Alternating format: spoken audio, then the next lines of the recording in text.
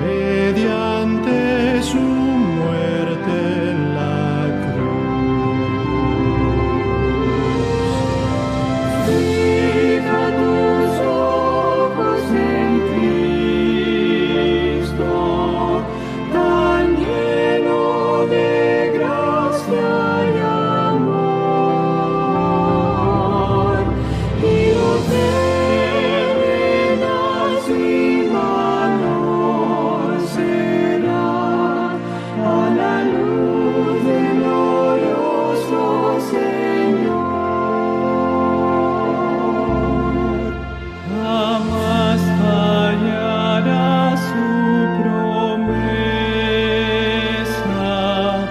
con fe hazle tu petición.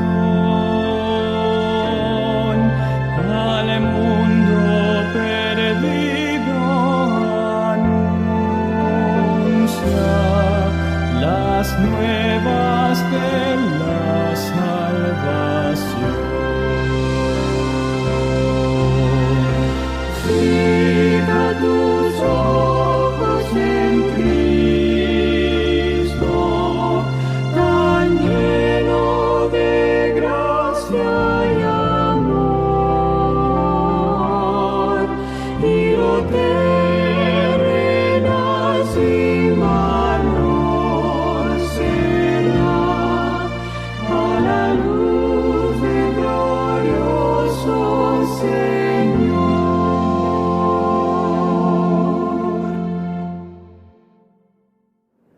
Feliz miércoles, apreciada familia adventista. Una vez más, agradecemos a Dios esta oportunidad que hoy nos concede de estar con bien. Me place volver a saludarles este miércoles a través de este medio. Gracias a todos los que apartan un espacio para seguir esta transmisión. Deseamos esta noche podamos ser bendecidos por su palabra. Vamos a ir a meditar en esta noche en un mensaje especial que Dios tiene para cada uno de nosotros. Quiero invitarlos a que podamos abrir nuestras Biblias. Si no la tiene a la mano, vaya, búsquela, tráigala, porque vamos a hacer uso de ella en este momento. Y vamos a abrirla en el libro de Éxodo capítulo 3, versículo 5. Éxodo capítulo 3, versículo 5. Si ya lo tenemos, podemos leer lo que dice Éxodo capítulo 3, versículo 5. Dios le dijo: no te acerques, quita el calzado de tus pies, porque el lugar en que tú estás, tierra santa es. Vamos a orar. Señor nuestro Dios, en este momento humildemente solicitamos la dirección de tu Santo Espíritu para poder entender, para poder comprender tu palabra. Háblanos, haznos humildes para que no solamente seamos oidores de tu palabra, sino también seamos hacedores de ella. Limpia nuestra vida de pecado y por favor permite que nuestros oídos estén atentos para escuchar tu voz. Lo pedimos en el nombre de Jesús. Amén. Muy bien, la vida de Moisés, algunos comentaristas, en su mayoría lo dividen en tres partes. Número uno, los primeros 40 años que él fue criado, educado en la milicia, con la filosofía egipcia. La segunda etapa, otros 40 años más, en donde Dios lo llevó, permitió que fuese llevado al desierto para que allí pudiera en el desierto aprender con el cuidado de ovejas, de rebaños, algo que Dios tenía preparado para él en el futuro. Fue allí donde él conoció y se casó con una hija de un hombre llamado Jetro. Y la tercera parte, los últimos 40 años como líder del pueblo de Israel.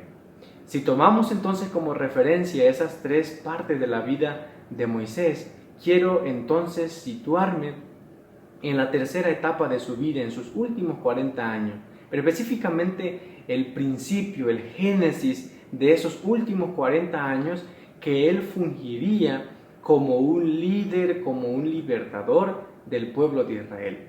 Por ello, quiero llevarlos entonces al libro de Éxodo, capítulo 3, donde tuvimos la lectura bíblica, y vamos a situarnos en los primeros 8 versículos y vamos a extraer algunas lecciones importantes para la vida diaria y para el crecimiento de nuestra vida espiritual. Leemos entonces Éxodo capítulo 3, versículo 1.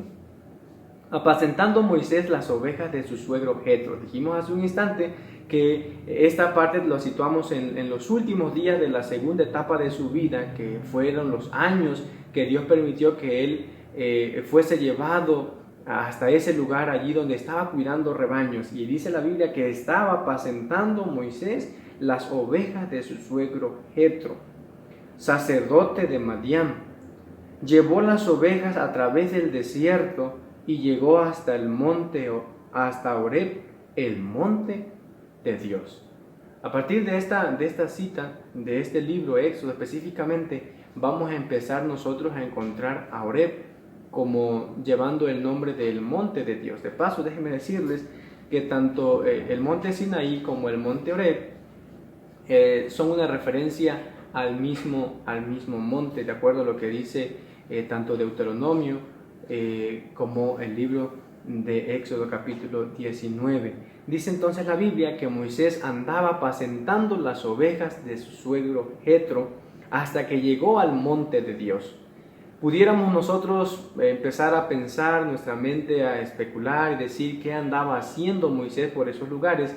Sin embargo, lo que sí podemos decir con certeza es que Dios era quien lo estaba conduciendo a ese monte donde su presencia estaba.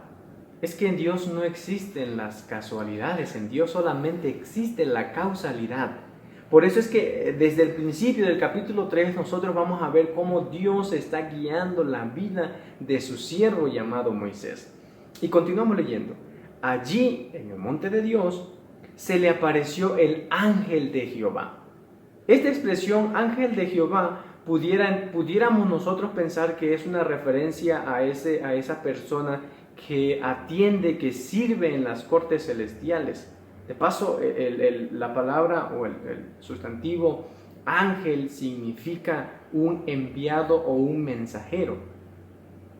Pero específicamente en el capítulo 3 del libro de Éxodo, no se trata únicamente de ese ángel, de ese mensajero de Dios. Porque, por ejemplo, el versículo 4, si nosotros vamos hasta ahí, vamos a encontrar que ya no se habla de un ángel de ese que introduce en el versículo 2, sino el versículo 4 dice, cuando Jehová vio. Y el versículo 6 dice, yo soy el Dios. La misma persona que está hablando que se menciona en el versículo 2 es la misma que se menciona en el versículo 4 y es la misma que se menciona en el versículo 6. Por lo tanto, ese ángel de Jehová que se menciona en el versículo 2 no es más que Dios mismo. Específicamente, ¿quién? Una referencia a Jesús. Dice la Biblia que se le apareció entonces ese ángel de Jehová, que sabemos que es Dios, que es Jehová, en medio de una zarza. La pregunta es quizá, ¿por qué esa aparición de Dios no lo hizo a través de alguno de los árboles de excelencia que existían en los tiempos bíblicos, como el cedro, el roble, no sé, acacia? La Biblia dice que Dios se le apareció en una zarza, un arbusto todo seco, un arbusto que si te acercas lastima. Y lo peor de todo es que dice la Biblia que se manifiesta allí, pero a través del fuego, pero no consume al matorral. La mayoría de comentaristas dicen que esta zarza tenía un significado especial. Era una de las formas más claras de ejemplificar la realidad del pueblo al cual Moisés tenía que liderar.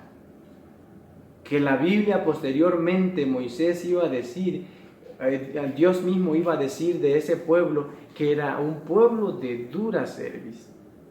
Es decir, que más allá de ser una mera ilustración de una zarza ardiendo, Dios está tratando de mostrarle a Moisés desde ahora cómo va a ser su misión para poder libertar y para poder sacar al pueblo de Egipto. Y a través de una zarza. Además de ello, que esta expresión de la Biblia, que ardía como un fuego, dice el versículo 2, al fijarse vio que la zarza ardía en fuego, pero la zarza no se consumía. En la Biblia, y como decíamos unos miércoles atrás, específicamente hace 8 días, cuando hablábamos de la historia de Elías, veíamos cómo Dios se manifestó a través de que de un fuego al responder, ¿qué cosa? La petición específicamente de Elías en ese momento de reforma. Es decir, que en este versículo también podemos encontrar la palabra fuego como una referencia. El fuego es una referencia a la presencia de Dios. Es decir, que en ese lugar específicamente quien se estaba manifestando, quien se estaba revelando a Moisés, no era más que Dios mismo. Y en ese lugar, el monte de Dios, la presencia de Dios había descendido para encontrarse ¿con quién? Con su siervo Moisés. Entonces Moisés, miren lo que pasa en el versículo 3, dijo: iré ahora para contemplar esta gran visión. ¿Por qué causa la zarza no se quema? Nótese que Moisés se acerca a la zarza inconscientemente. La Biblia dice que se acercó por curiosidad, porque algo le causaba algo, un sentido de curiosidad de ver qué realmente era lo que estaba ocurriendo. Porque era natural que una zarza ardiera, era natural, porque en el desierto con una pequeña chispa podía arder cualquier cosa, pero lo que no era natural era que no se consumía. ¿Y por qué no se consumía? Cuando Moisés se acerca a la zarza que está ardiendo, específicamente en ese momento que por curiosidad él va para acercarse, una voz le llama. Mire cómo dice el versículo 4.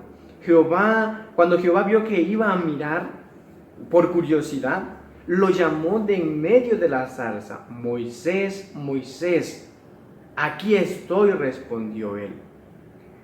Son pocas las ocasiones en las que Dios le habla a una persona repitiendo su nombre.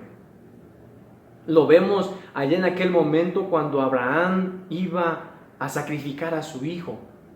Antes de que él pudiera enterrar el cuchillo sobre su hijo, una voz del cielo le llamó y le dijo: Abraham, Abraham. Lo vemos también en la historia de Samuel, cuando dice la Biblia que Dios tenía un mensaje que darle a Samuel acerca de Elí. Dios se le apareció de noche y le dijo así: Samuel, Samuel.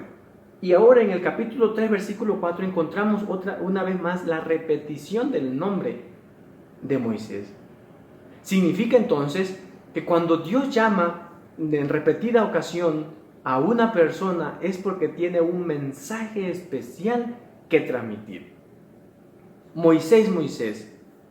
Y él responde de una manera asustada. O sea, que esa presencia, ese fuego que está allí, no es únicamente algo natural o sobrenatural lo que está ocurriendo. Es Dios mismo, es su presencia la que ha descendido. Y es Dios mismo que después va a decir: he visto, he oído, he conocido y he descendido. El que está llamando a Moisés es alguien que tiene el control de su vida. Es alguien que lo ha conducido por casi 80 años ya, y que aunque Moisés no entiende lo que es verdad, es que Dios sí conoce muy bien su vida. Moisés, o sea, la respuesta de Moisés: aquí estoy. La traducción original diría de otra manera: dime qué pasó, o sea, de una forma asustada. ¿Cómo es posible que alguien me llame sin ver a nadie a mi alrededor y que conozca mi nombre? La curiosidad. Hay una frase que dice: no busques lo que no quieres encontrar, porque entonces encontrarás lo que no buscabas. Algo muy parecido está ocurriendo con Moisés. Él pastoreando su rebaño, sin siquiera él tener idea, Dios sí, providencia divina, lo llevó al monte de Dios y ahí tuvo un encuentro con él. Dios lo conocía, Dios lo estaba preparando y capacitando para una misión especial. Y ahí, Moisés y Dios, ya ahora Moisés y Dios, Moisés ahora que escucha esa voz, puede tener al menos la idea de que es alguien que lo conoce porque le ha llamado por su nombre. Por eso él responde, ¿qué pasó? Aquí estoy, Señor. Y Dios le dice, no te acerques. Moisés ya va muy decidido para ver qué es lo que está ocurriendo, inconsciente de lo que está pasando. Y le dice Dios, no te acerques, quita el calzado de tus pies porque el lugar en que tú estás es una tierra santa. Y añadió la misma voz que le habló Dios, yo soy el Dios de tu padre, el Dios de Abraham, el Dios de Isaac y el Dios de Jacob. Estos nombres siempre se mencionan en referencia a pactos que Dios en el pasado había hecho. Entonces, es que Moisés cubrió su rostro porque tuvo miedo. Fue hasta este momento donde él descubrió que él estaba en la presencia de Dios.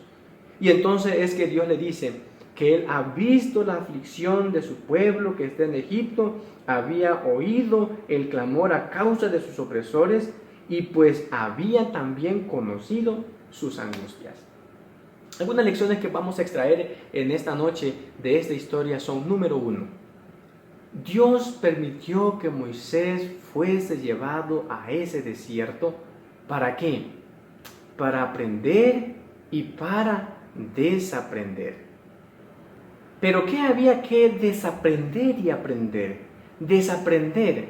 Estaba leyendo esta semana un libro llamado Patriarcas y Profetas. En la página 255 dice de la siguiente manera: allí fueron barridos su orgullo y su confianza propia. En la austera sencillez de su vida en el desierto, desaparecieron los resultados de la comodidad y el lujo de Egipto. Moisés llegó a ser paciente, reverente y humilde, muy manso, más que todos los hombres que había sobre la tierra. Y sin embargo, era fuerte en su fe en el poderoso Dios de Jacob. Dios quería mostrarle, cambiarle el chip. Él podía guiar. Moisés sabía mucho de la milicia, había sido educado para ser un líder, un rey de una nación. Sin embargo, Dios quería cambiar su manera de pensar y lo llevó a cuidar rebaños, lo llevó a cuidar ovejas. Algunos dicen que son los animales más torpes, saben irse pero no saben volver. De esa forma Dios quería que él desaprendiera su confianza propia y su propio orgullo. Eran dos cosas que Dios quería que desaprendiera. ¿Y qué era lo que Dios quería que aprendiera? Mismo el libro mencionado hace un momento dice, lo que Dios quería que aprendiera Moisés era que fuera paciente, reverente y humilde. Y ese encuentro con Dios allá en el desierto, esa vida de desaprendizaje y aprendizaje en el desierto lo capacitó de tal manera que años más tarde se iba a escribir de él como uno de los hombres más mansos y humildes de la tierra, pero al mismo tiempo un hombre poderoso en fe. Es decir, que lección primera que podemos sacar para nosotros: Dios muchas veces permite que nosotros vayamos al desierto. ¿Para qué? Para desaprender confianza propia, orgullo, egoísmo, envidia. Dios quiere limarnos en el desierto. Dios quiere que nosotros desaprendamos todas esas cosas y aprendamos tres cosas muy importantes: aprender a reverenciar a Dios, aprender a ser humildes y también aprender a ser pacientes. ¿Qué paciencia necesitaba Moisés tan grande para poder guiar a una nación rebelde por el desierto? Es cuando nuestra debilidad, no me refiero a la fuerza física, me refiero al poder de la mente, dice Camino a Cristo, no es cuando nuestra debilidad está unida a su fuerza, nuestra ignorancia a su sabiduría y nuestra fragilidad a su eterno poder cuando realmente nosotros nos convertimos en hijos de Dios. Y estaba leyendo un comentario de un comentarista llamado Daniel Carro. Dice él: Dios tuvo que humillarlo, informarle del propósito divino y asegurarse que la presencia divina era quien lo acompañaría. No era un ejército para poder libertar al pueblo de Israel. No era su conocimiento de guerra. No era su capacidad para poder ser rey y liderar a una nación. No. Dios tenía un propósito diferente: libertar a una nación para llevarlo, igual por un desierto, a una tierra prometida. ¿Qué más? Segunda lección que podemos extraer. Otra cosa que Dios quería enseñarle a Moisés era que él tenía que entender la santidad. Por curiosidad se acercó. Y dice la Biblia que cuando él por curiosidad, decíamos hace un momento, se acerca, Dios lo llama y le da un mensaje. Él no entiende que el lugar donde está es un lugar santo. Y Dios le dice: no te acerques. Y si lo harás, dice, quita el calzado de tus pies, porque el lugar en que tú estás es tierra santa. ¿Qué significado tenía esta reprensión, esta palabra que Dios le está diciendo a él? Quita el calzado de tus pies. Para muchos, quitar el calzado puede ser solamente un acto de cortesía, pero veamos lo que realmente significa quitarse el calzado de los pies. Era un acto muy importante, de relevancia en el pueblo. Más tarde, Moisés escribiría en las indicaciones de la forma como debían conducirse los sacerdotes en el santuario. De paso, cuando los sacerdotes iban a entrar al santuario, en el atrio, ellos debían dejar sus sandalias y entrar descalzos a la tienda, al lugar santo. Y antes de poder entrar, después de quitarse los zapatos, ellos debían lavarse las manos y lavarse los pies para que no profanaran. ¿Por qué? Dice un libro, Cristo en su santuario, en la página 35, las partículas de polvo adheridas a él habrían profanado el lugar santo. Debían dejar los zapatos en el atrio antes de entrar en el santuario, y también tenían que lavarse tanto las manos como los pies antes de servir en el tabernáculo o en el altar del holocausto. En esa forma, mira lo que dice, se enseñaba, y esta es la lección que vamos a extraer, en esa forma se enseñaba constantemente que los que quieran acercarse a la presencia de Dios deben apartarse de toda impureza. ¿Qué es lo que Dios le está diciendo entonces a Moisés en este momento allí en el desierto? Quita las sandalias. Hay algo que al acercarnos a la presencia de Dios tenemos que dejar. Y dice este libro, Cristo en su santuario, todos los que quieran acercarse a la presencia de Dios deben apartarse de toda impureza. Es decir, que en primer lugar, ¿qué significa quitarse las sandalias? Apartarnos de qué? De toda impureza, de todo pecado que impida que entrar en la presencia de Dios, que es fuego consumidor, pueda hacer de nosotros nada. Además de ello, de una invitación a apartarnos de la impureza, también quitarse las sandalias en la cultura oriental expresa humildad y respeto. Algunos comentadores dicen con respecto a esto, uno de ellos llamado igual Daniel Carro dice: toda santidad implica pureza y separación de lo profano. Moisés tendría que vaciarse y humillarse para que el Señor lo llenara. El descalzarse era símbolo de humildad y respeto por la majestad divina. Símbolo de respeto y humildad por la majestad divina.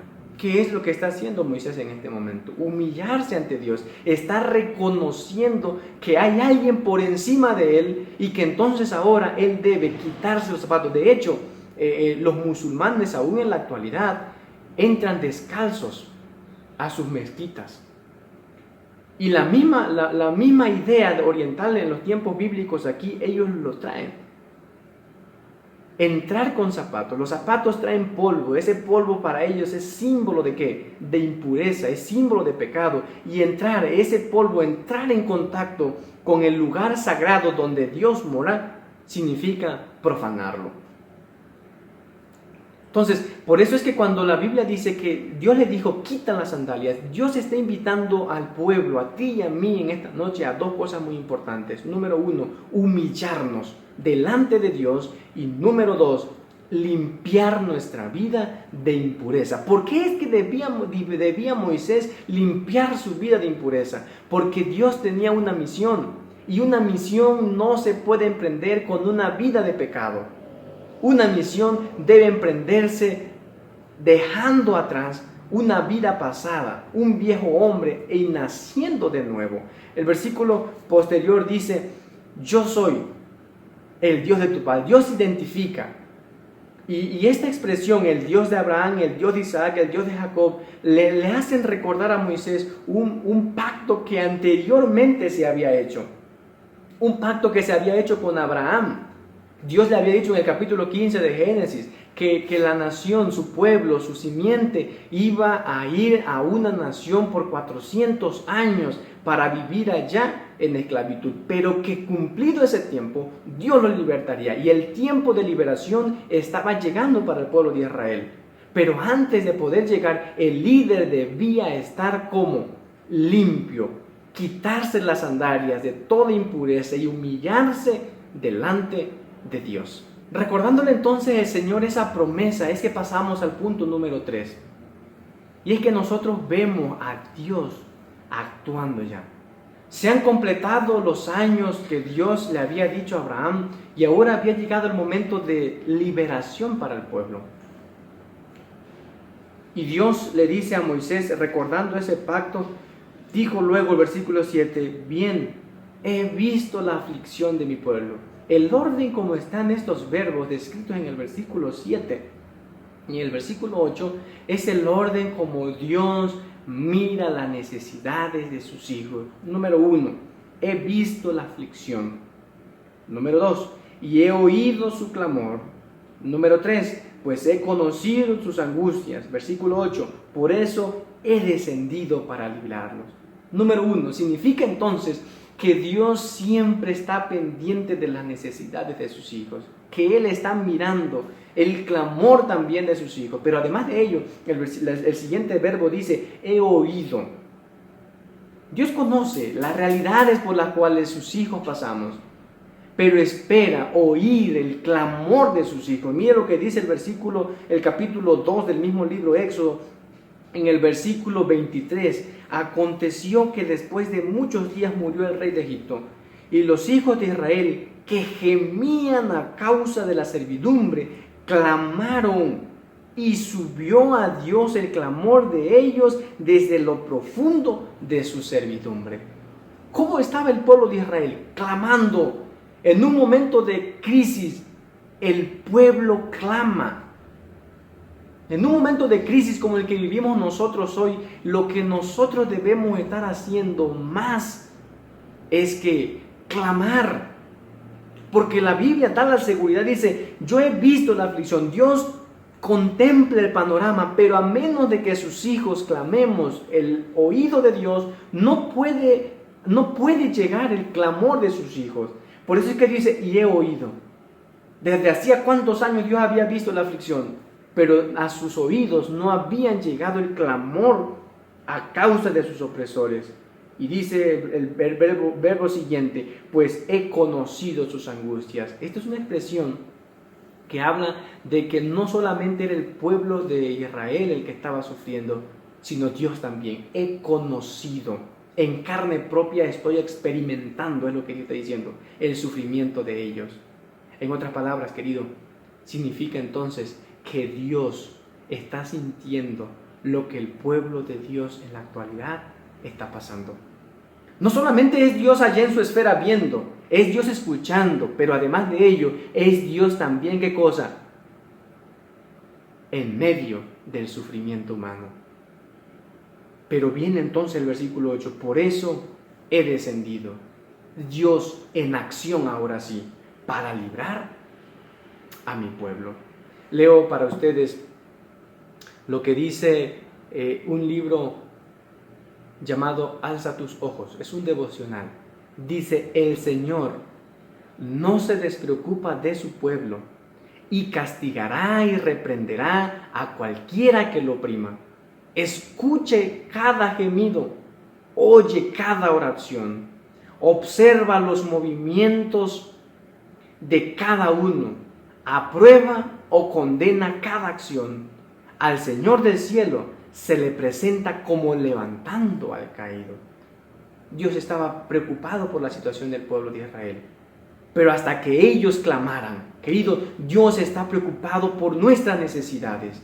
Pero a menos que nosotros clamemos, es que entonces Dios puede oír, puede conocer y puede descender para librarnos. Era necesario eso.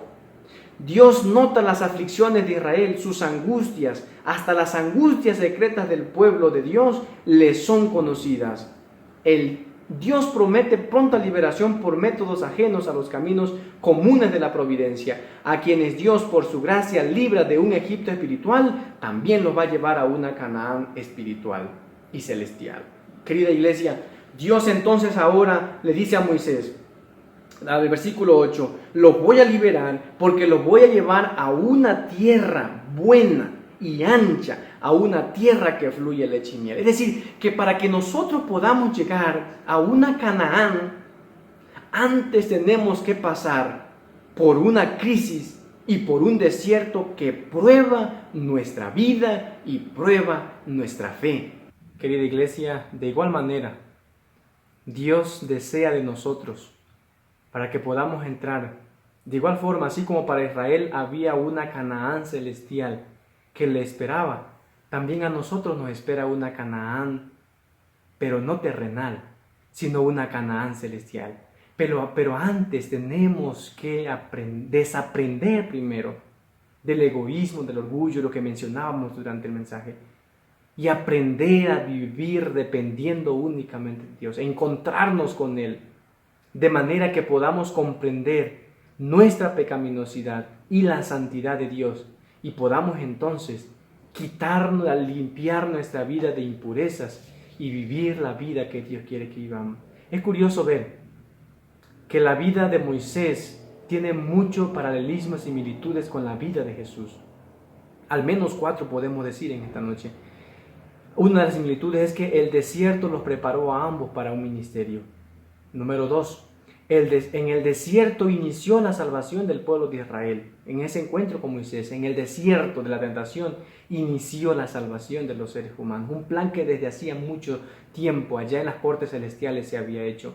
Número 3. En el desierto Dios le mostró a Moisés y a Jesús que se preocupaba por su pueblo, que necesitaban salvación. Y número 4. A través de una zarza, Dios le mostró a Moisés lo difícil que iba a ser salvar un pueblo. A través de un desierto y de la cruz, Dios le mostró a Jesús lo difícil que iba a ser salvar a la humanidad. Querido, es necesario pasar por un desierto de pruebas, de lucha, para que nuestra vida pueda ser probada. Pero al final termina en una bendición la historia. Porque la Biblia dice, Dios le prometió al pueblo de Israel que la llevaría a una tierra que emana leche y miel. Tú y yo igual estamos esperando una Canaán celestial, de la cual el profeta Juan, el apóstol Juan, dice que no habrá más lágrimas, ni llanto, ni dolor. Ya no viviremos con el temor encerrados en nuestros hogares por una enfermedad como la que hoy estamos viviendo. Querido, Dios ha visto la aflicción de su pueblo. Sigamos clamando para que a sus oídos lleguen nuestras peticiones. Pero por sobre todo, entendamos que la santidad de Dios no espera menos que nosotros limpiemos nuestra vida. Esta noche yo quisiera invitarte para que pudiéramos, así como Moisés, ser llevados a ese desierto, desaprender y aprender, y eliminar de nuestra vida las impurezas y entender que Dios está al control de este mundo. ¿Quisieras tú también ser parte de ellos? Quiero invitarte a que inclinemos nuestros rostros y busquemos a Dios en oración, pidiéndole que haga su voluntad en nuestra vida. Señor nuestro Dios, gracias por tu misericordia, porque sin duda que a través de tu palabra nos muestras el camino que debemos seguir. Además, nos reiteras que tú siempre estás preocupado por nuestras necesidades. Cada mañana, cada tarde, cada noche clamamos hacia ti. Óyenos, Señor. Con ansias esperamos llegar a esa Canaán celestial. Prepáranos hoy para que un día no muy lejano podamos estar contigo en el reino de los cielos.